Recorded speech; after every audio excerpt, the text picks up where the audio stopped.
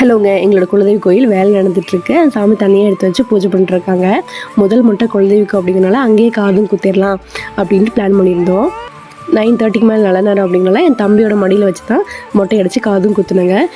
மொட்டை அடிக்கும்போது 45 மினிட்ஸ்க்கு மேலே ஆகிடுச்சு. என் தமிழை பிடிச்சே உட்கார முடியாதனால தான் ஹஸ்பண்ட் மடியில் வச்சு லாஸ்ட்டாக உட்கார வச்சுருந்தோம்.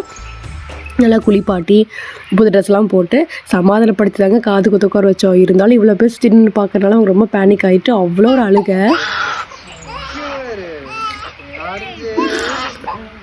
காதெல்லாம் குத்தி முடிச்சதுக்கப்புறம் ஒரு 5 மினிட்ஸ்க்கு அப்புறம் நார்மல் ஆகிட்டாங்க. அதுக்கப்புறம் நான் ஸ்க்ரூஸ் எல்லாம் வந்து நான் இப்போ சுற்றி விட்டு தான் இருக்கேன். அப்புறம்லாம் வழியில் போல் இருக்குங்க. பிஞ்சிக்காது அப்படிங்கிறனால அந்த வழியெல்லாம் அப்படி அதிகமாக இல்லை போல் இருக்குது. நாங்கள் எந்த க்ரீமும் அப்ளை பண்ணல. கரெக்டாக பூஜை ஆகும்போது எல்லா ரிலேட்டிவ்ஸும் வந்துட்டாங்க. எல்லோரும் திருப்தியாக சாமி கும்பிட்டு பிரேக்ஃபாஸ்ட் அரேஞ்ச் பண்ணியிருந்தோம். சாப்பிட்டு எங்கள் வீட்டுக்கு கிளம்பி வந்துட்டோங்க. எங்கள் வீட்டிலேருந்து வேறு எங்கேயும் போகிறதுக்கு முன்னாடியோ தயிரெலாம் தேய்ச்சி குளிச்சுட்டு தான் போகணும்னு சொன்னாங்க. அதனால் ஈவினிங்காக தயிர் தேய்ச்சி குளிச்சுட்டு அப்புறம் தாங்க அம்மா வீட்டுக்கு வந்தோம்.